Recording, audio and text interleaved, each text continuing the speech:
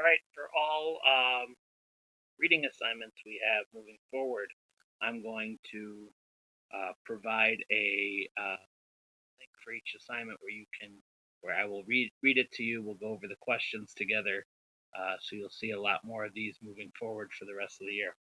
So today's reading is World War I Begins. Read the following and highlight the best answer for each question. Follow this link if you think you want additional help on this assignment. And obviously, if you're listening to me right now, you followed that link. So lesson 1, World War I begins. The essential questions. Why do politics often lead to war?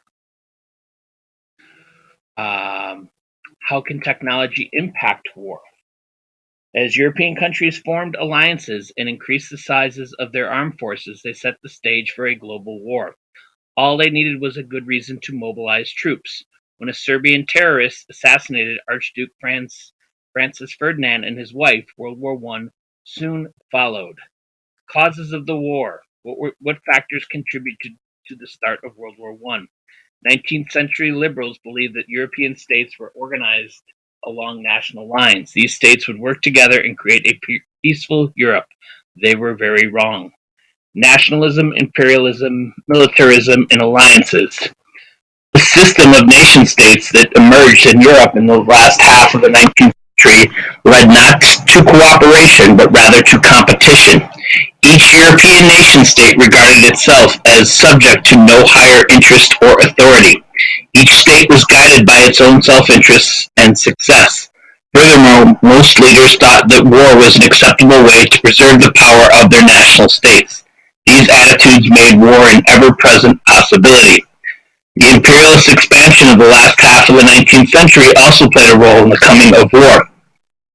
Competition for lands abroad, especially in Africa, led to conflict and heightened the existing rivalries among European states. Nationalism, along with imperialism, had another serious result. Not all ethnic groups had become nations in Europe. Slavic minorities in the Balkans and the Austro-Hungarian Empire still dreamed of their own national states. The Irish in the British Empire and the Poles in the Russian Empire had similar dreams. Industrialization offered new methods of shipbuilding and the use of iron, steel, and chemicals for new weapons. The growth of mass armies and navies after 1900 heightened tensions in Europe. It was obvious that if war did come, it would be highly destructive. Most Western countries had established conscription, a military draft, as a regular practice before 1914. European armies doubled in size between 1890 and 1914. With its 1.3 million men, the Russian army had grown to be the largest. The French and German armies were not far behind, with 900,000 soldiers each. The British, Italian, and Austro-Hungarian armies numbered between 250,000 and 500,000 soldiers each. Militarism, the aggressive preparation for war, was growing. As armies grew, so did the influence of military leaders. They drew up vast and complex plans for quickly mobilizing millions of soldiers and enormous quantities of supplies in the event of war. Fearing that any changes would cause chaos in the armed forces, military leaders insisted that their plans could not be altered. This left European political leaders with little leeway. In 1914, they had to make decisions for military instead of political reasons. At the same time, a system of alliances intensified the dangers of militarism. Europe's great powers had been divided into two loose political alliances. Germany, Austria-Hungary, and Italy formed the Triple Alliance in 1882. France, Great Britain, and Russia created the Triple Entente in 1907. In the early years of the 20th century, a series of crises tested these alliances. Especially troublesome were the crises in the Balkans between 1908 and 1913. These events left European states angry at each other and eager for revenge. By 1914, the major European states had come to believe that their allies were important. They were willing to use war to preserve their power and the power of their allies. Question 1. Militarism can best be described as countries, A, countries agreeing to support each other if they went to war, B, a strong country taking over a weaker country, C, a country aggressively preparing for war both with money and soldiers, or D, the belief that your country is superior to others and thus acting in their own self-interest. Militarism would be C. Alright, a country aggressively preparing for war both with money and soldiers. Alliances can best be described as, that would be A, countries agreeing to support each other if they went to war. Imperialism, which was our last unit, for number 3, would be B, a strong country taking over a weaker country. And then finally, nationalism would be D, the belief that your country is superior to others and thus acting in their own self-interest. So make sure you're highlighting all 4 of these answers. All right, next section, internal dissent. National desires were not the only source of internal strife at the beginning of the 20th century. Socialist labor movements also had grown more powerful. The socialists were increasingly inclined to use strikes, even violent ones, to achieve their goals. Some conservative leaders, alarmed at the increase in labor strife and class division, feared that European nations were on the verge of revolution. This desire to suppress internal disorder might have encouraged various leaders to take the plunge into war in 1914. So question 5 is asking, what were socialist labor movements associated with? Would it be A, conservative leaders, B, strikes, C, national desires, D, nonviolent resistance? The correct answer would be B, strikes. And then 6, what was the fear of conservative European leaders in the early part of the 20th century? Was it nationalism, A, B, revolution, C, militarism, or D, capitalism? The correct answer would be B, revolution. The outbreak of war. Guiding question, how did the assassination of Archduke Francis Ferdinand spark the outbreak of war? Nationalism and imperialism, militarism and alliances, and the desire to stifle internal dissent might have all played a role in starting World War I. However, it was the decisions that European leaders made in response to a crisis in the Balkans that led directly to the conflict. Assassination in Sarajevo and responses. By 1914, Serbia, supported by Russia, was determined to create a large, independent Slavic state in the Balkans. Austria-Hungary, which had its own Slavic minorities to contend with, was equally determined to prevent that from happening. On June 28, 1914, Archduke Francis Ferdinand, the heir to the Habsburg throne of Austria-Hungary, and his wife, Sofia, visited the city of Sarajevo in Bosnia. A group of conspirators waited there in the streets. In that group was Gavrilo Princip, a 19-year-old Bosnian Serb. Princip was a member of the Black Hand, a Serbian terrorist organization that wanted Bosnia to be free of Austria-Hungary and to become part of a large Serbian kingdom. An assassination attempt earlier that morning by one of the conspirators had failed. Later that day, however, Princip succeeded in fatally shooting the Archduke and his wife.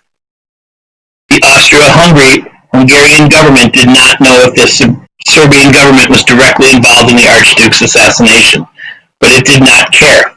It saw an opportunity to render Serbia innocuous once and for all by a display of force, as the foreign minister put it.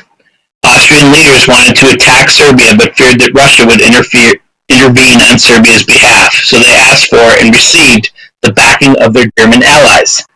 Emperor William II of Germany gave Austria-Hungary a blank check promising Germany's full support if war broke out between Russia and Austria-Hungary.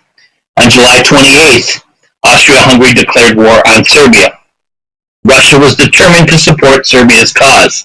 On July 28th, Tsar Nicholas II ordered partial mobilization of the Russian army against Austria-Hungary. Mobilization is the process of assembling troops and supplies for war. In 1914, mobilization was considered an act of war. Leaders of the Russian army informed the Tsar that they could not partially mobilize. Their mobilization plans were based on a war against both Germany and Austria-Hungary. Mobilizing against only the one front of Austria-Hungary they claimed would create chaos in the army. Based on this claim, the Tsar ordered full mobilization of the Russian army on July 29th, knowing that Germany would consider this order an act of war. Question 7. Who killed Archduke Francis Ferdinand? That would be A Serbian terrorist organization, B. Sarajevo, C. A member of the Serbian kingdom, or D. Austria-Hungary. And 8. What country supported Austria-Hungary after the assassination of Archduke Francis Ferdinand? Would it be A. Serbia, B. Russia, C. Germany, or D. the United States? Well, the answer to number 7, I apologize for skipping that, is A. A Serbian terrorist organization. So the answer to 7 is A. A Serbian terrorist organization. The answer to 8 would be C. Germany. The conflict broadens. Indeed, Germany reacted quickly. The German government warned Russia that it must halt its mobilization within 12 hours. When Russia ignored this warning, Germany declared war on Russia on August 1st. Like the Russians, the Germans had a military plan. General Alfred von Schlieffen had helped draw up this plan, which was known as the Schlieffen Plan. It called for a two-front war with France and Russia because the two had formed a military alliance in 1894. According to the Schlieffen Plan, Germany would conduct a small holding action against Russia, while most of the German army would carry out a rapid invasion of France. This meant invading France by moving quickly along the level coastal area through Belgium. After France was defeated, the German invaders would move to the east against Russia. Under the Schlieffen Plan, Germany could not mobilize its troops solely against Russia. Therefore, it declared war on France on August 3rd. At about the same time, it issued an ultimatum to Belgium demanding that the German troops be allowed to pass through Belgian territory. Belgium, however, was a neutral nation. On August 4th, Great Britain declared war on Germany, officially for violating Belgian neutrality. In fact, Britain, which was allied with France and Russia, was concerned about maintaining its own world power. As one British diplomat put it, if Germany and Austria-Hungary won the war, what would be the position of a friendless England? By August 4th, all great powers of Europe were at war. The 9, the Schlieffen Plan meant Germany was going to war with A. Great Britain and France, B. Great Britain and Belgium, C. Russia and Belgium, D. Russia and France, and the correct answer would be D. Russia and France. And then 10, based on the previous paragraphs, which of the following is the most accurate reason why all the great powers of Europe go to war against each other? Is it A, religion, B, economic security, C, alliances, or D, to protect future archdukes from being assassinated? And the correct answer for 10 is C. So make sure you've highlighted all these answers. Feel free to rewind the video and go back and cover anything. You can always email me with additional questions. Hope this helped you. Talk to you later.